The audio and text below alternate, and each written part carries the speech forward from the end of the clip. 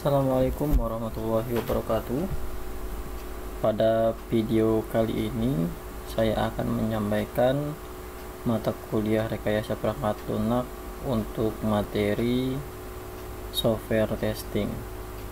Nah, pada materi ini sebenarnya saya sudah pernah mengirimkan atau menyampaikan materi pengetesan software yang salah satu metodenya adalah black box testing dan white box.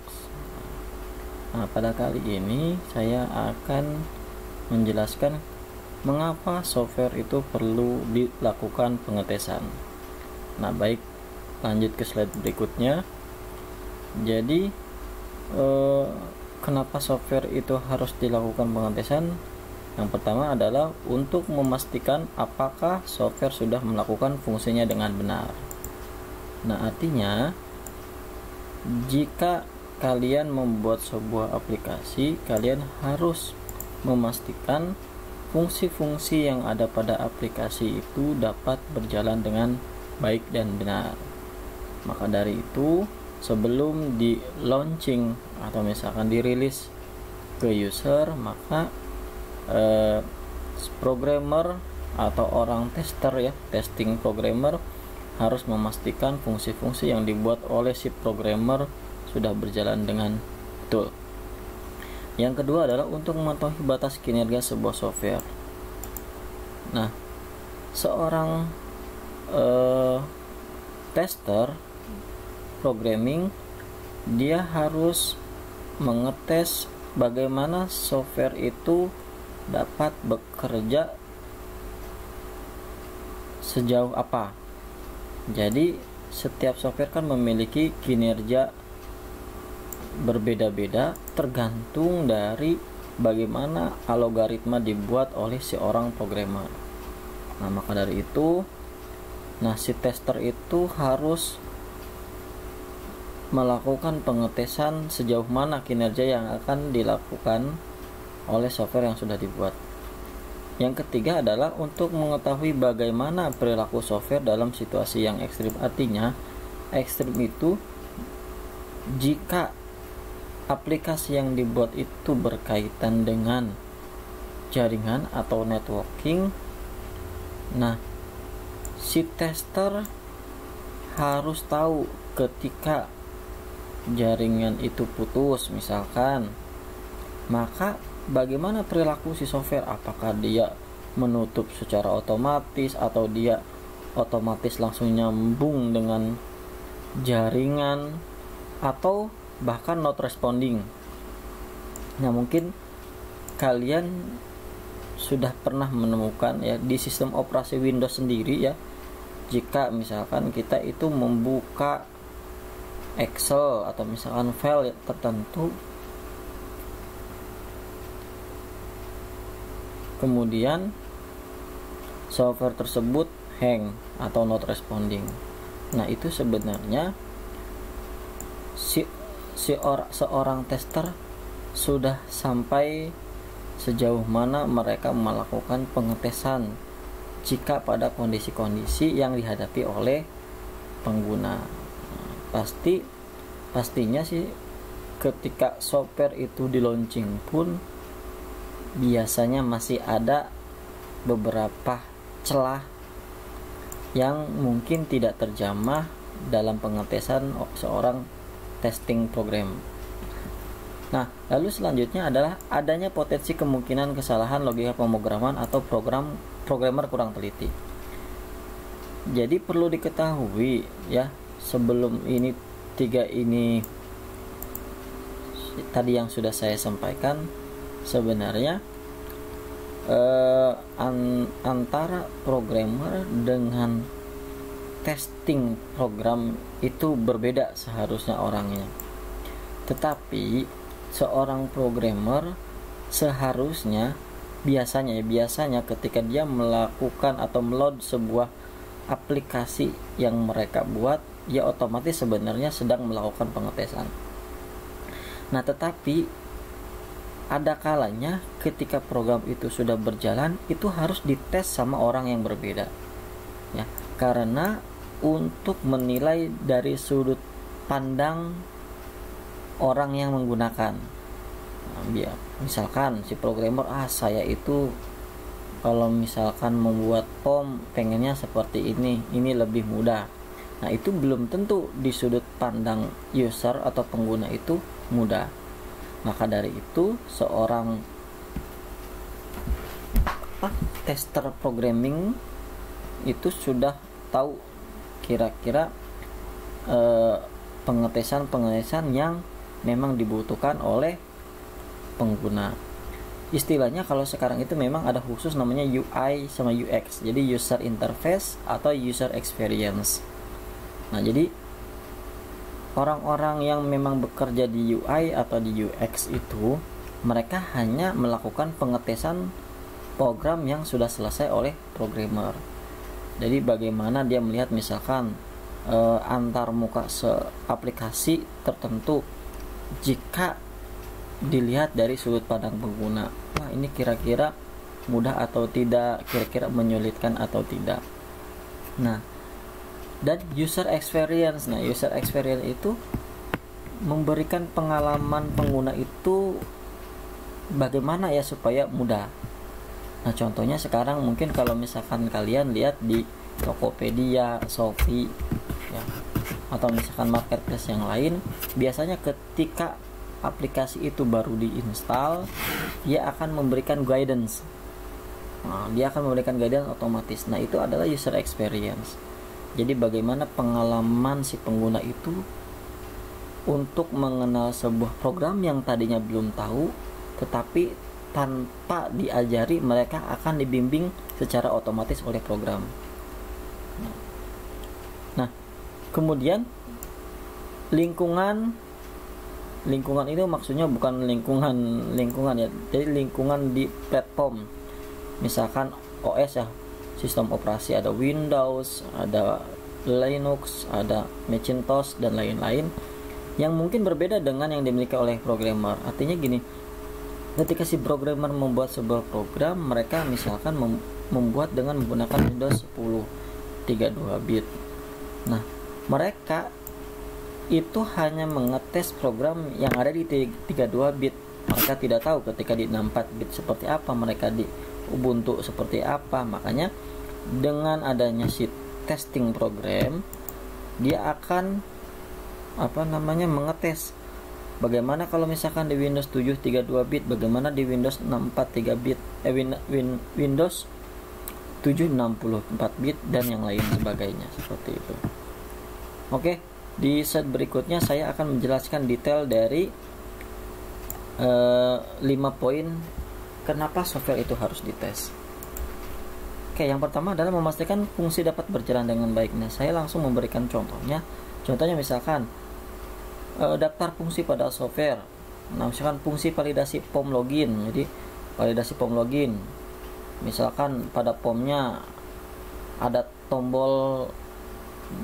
Ini si tester itu bukan hanya sekedar fungsi ya, tetapi tampilan juga harus perlu diperhatikan. Misalkan label pada tombol harusnya login hanya logi kurang n. Nah, itu perlu diperhatikan oleh seorang tester. Nah, ini misalkan fungsi validasi POM login. Mereka akan ngetes oke atau tidak oke. Nah, biasanya mereka akan membuat daftar fungsi-fungsi yang ada pada POM tertentu. Misalkan di POM login, misalkan ada fungsi validasi POM login, fungsi validasi user dan password, fungsi menampilkan menu utama. Jadi setelah validasi POM login, validasi user dan password, maka jika benar, maka dia akan menampilkan menu utama. Contohnya seperti itu.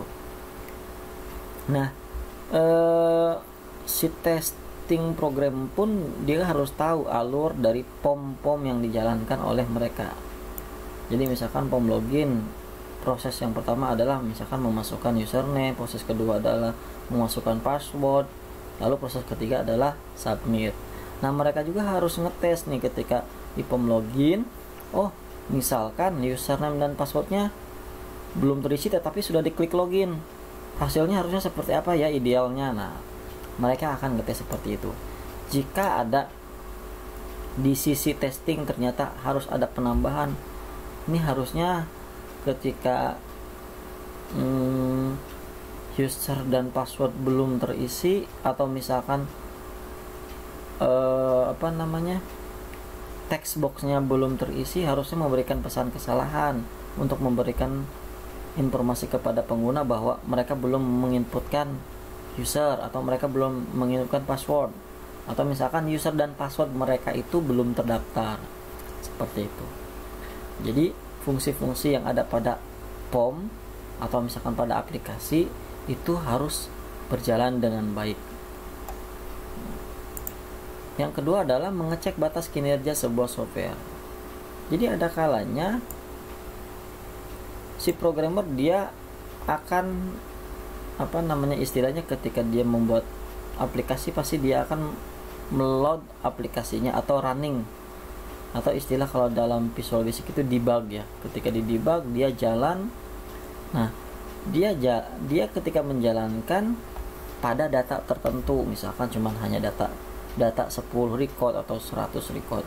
Nah, si testing program itu harus tahu mengecek batas kinerja sebuah software. Jadi ketika datanya diinputkan 1000 itu bagaimana hasilnya, 10.000 bagaimana, 100.000 bagaimana, 1.000.000 bagaimana. Nah, sejauh mana nih batas kinerja sebuah software? Misalkan ketika 100.000 ternyata datanya sudah hang, ketika ngeloadnya lama gitu ya. Nah, itu harus diberikan informasi kembali ke seorang programmer. Oh, ternyata ketika datanya 100.000 si software sudah mulai hang. Nah, nanti akan memberikan catatan, 100.000 hang. Nah, maka akan memberikan ketentuan, misalkan ketika input jangan lebih daripada 100.000 dalam bersamaan gitu. Bahkan kalau misalkan 1.000.000 ternyata crash, aplikasinya tertutup sendiri, itu ada beberapa seperti itu ya. Mungkin kalian juga akan menemukan di sistem operasi Windows, ketika buka Excelnya banyak banget dibuka. Nah, ketika ada Excelnya banyak dibuka ternyata hang atau not responding. Itu bisa jadi bukan hanya software, kalau itu bisa jadi dari performa hardware-nya. Nah, itu pun harus diperhatikan oleh seorang testing programmer, testing aplikasi umum. Lalu selanjutnya, untuk mengetahui bagaimana perilaku software dalam situasi yang ekstrim atau sinyal jaringan kurang baik. Nah, pada aplikasi-aplikasi yang terhubung jaringan atau client server, maka akan tergantung pada sebuah jaringan. Nah, misalkan ya kalau jaringannya cepat maka oke, jaringannya lambat masih oke. Tapi jaringan misalkan dia itu request timeoutnya sering, jadi intervalnya misalkan 5 menit sekali, 10 menit sekali, dia akan jaringannya akan putus. Maka connectionnya akan close. Nah, ketika close connection pada aplikasi tertentu, dia akan tutup sendiri. Atau misalkan si aplikasi sudah tidak bisa melakukan koneksi database-nya lagi dan lain-lain semacamnya. Nah, itu harus dilakukan pengetesan juga ketika pada kondisi yang ekstrim. Istilahnya mungkin wifi-nya, akses poinnya jauh, sehingga ada satu pengguna yang memang sinyalnya didapat kecil. Bagaimana dengan performa aplikasinya di kondisi seperti itu? Nah, si tester aplikasi harus memikirkan itu juga. Oke, selanjutnya adanya potensi kemungkinan kesalahan logika pemrograman atau programmer kurang teliti. Nah, ini bisa sering sekali terjadi, ya namanya manusia pasti ada kesalahan. Begitu juga programmer ya, ketika dia membuat sebuah program bisa jadi algoritma pemrograman yang dibuat oleh si programmer ada kesalahan atau misalkan kurang teliti. Salah satunya adalah eksepsi yang tidak ditangkap. Jadi ketika dia membuat prosedur, ketika prosedur itu tidak berjalan misalkan, maka seharusnya ada exception, misalkan memberikan pesan kesalahan atau yang lainnya, tetapi eksepsinya itu tidak ditangkap. Nah, sehingga menyebabkan misalkan aplikasinya error atau yang lain sebagainya. Lalu selanjutnya variabel yang lupa dideklarasikan. Nah, jadi variabel ini kan sesuatu yang penting dalam sebuah penyusunan program. Ketika variabel yang dipanggil tetapi variabelnya belum dideklarasikan, maka pastinya program akan error. Nah, ini biasanya sih lebih di pengetesan ini menggunakan metode white box ya. Jadi white box itu dia metode pengetesannya berhubungan dengan kode pemrograman. Jadi yang error misalkan fungsi pengulangan ada kurang apa, nah akan terlihat oleh testing programmer dengan menggunakan metode white box.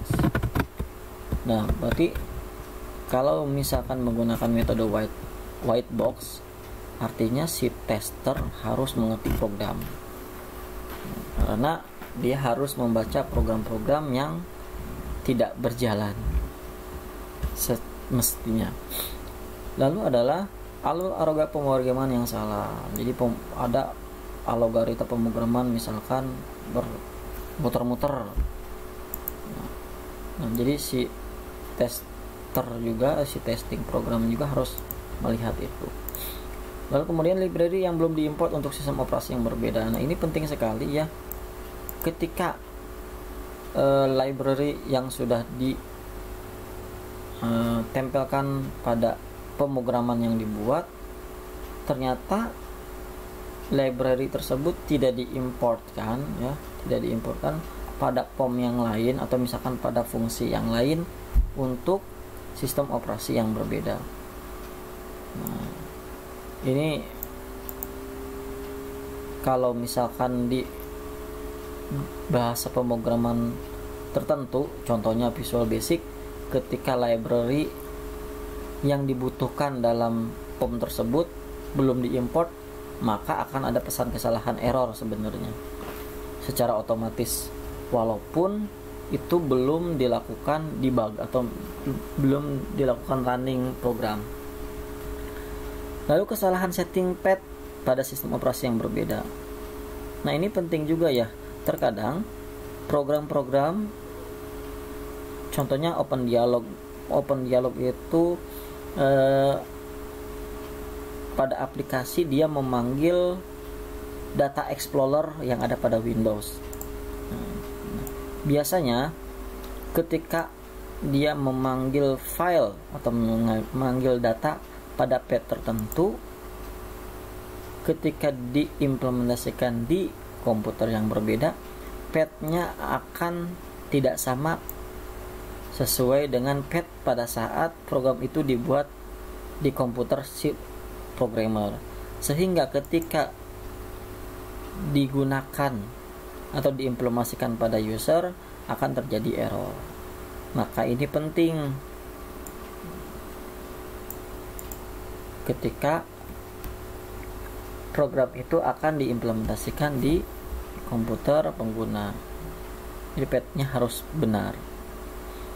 Nah, itu kemungkinan kesalahan logika pemrograman. Sebenarnya masih banyak yang lain ya. Ini salah satu contohnya. Kemudian yang selanjutnya adalah lingkungan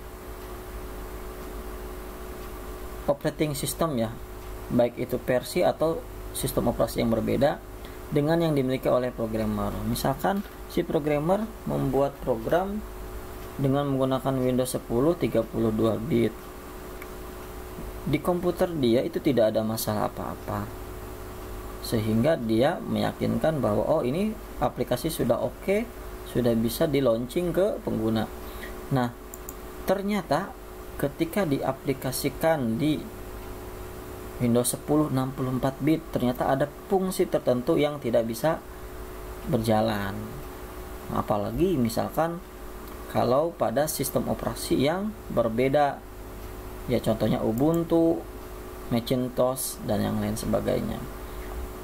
Maka seorang tester itu harus mengetes bagaimana aplikasi yang sudah dibuat programmer itu di Windows 7 32 bit, Windows 7 64 bit, Windows 10 32 bit, Windows 10 64 bit, Ubuntu, Macintosh, dan yang lain-lain. Apakah itu bisa berjalan atau tidak? Nah, kalau misalkan tidak berjalan, maka dia misalkan membuat statement bahwa ini aplikasi ini tidak support di Windows versi apa. Nah, seperti itu, sehingga ketika launching pengguna akan mendapatkan informasi untuk requirement aplikasi berjalannya itu pada sistem operasi apa sih. Nah, seperti itu. Nah, itu terkait dengan materi kenapa kita harus melakukan pengetesan pada sebuah software atau aplikasi. Nah, saya juga sudah membuat satu POM login ya untuk dijadikan praktek kalian. Nah, misalkan ini praktek pengetesan pada POM login dengan metode black box. Jadi black box itu, ingat, black box itu fungsi. Jadi dia itu black box itu hanya mengetes fungsi pada aplikasi, bukan source code-nya aplikasi. Kalau source code berarti hubungannya dengan white box method ya. Nah, jadi black box itu lebih ke fungsi. Misalkan kalian harus buat daftar fungsi, misalkan di sini kondisi jika kotak user dan password tidak dimasukkan. Ketika diklik masuk, hasil tesnya seperti apa. Yang kedua, jika kotak user diisi tapi kotak password kosong, ketika klik masuk hasilnya seperti apa, dan seterusnya. Nah, kalian coba lakukan praktek POM yang sudah saya kasih, nanti ada di Google Drive, saya kasih linknya. Terus kalian praktekkan sesuai dengan list yang ada. Kalau misalkan ternyata, wah Pak, seharusnya ditambahkan ini supaya untuk memudahkan pengguna, boleh ditambahkan ya. Jadi pengetesan itu bukan hanya pada list saja, tetapi ada rekomendasi yang akan disampaikan ke seorang programmer, dilihat dari sisi seorang testing itu aplikasi itu seperti apa seharusnya. Seperti itu. Oke, itu saja materi yang hari ini yang bisa disampaikan. Mudah-mudahan walaupun kita daring, kalian bisa sedikit-sedikit paham ya. Dan jangan lupa banyak baca buku, banyak lihat video di YouTube, banyak sekali materi-materi untuk mata kuliah rekayasa perangkat lunak. Oke, sekian dari saya. Kurang lebihnya mohon maaf. Wassalamualaikum warahmatullahi wabarakatuh.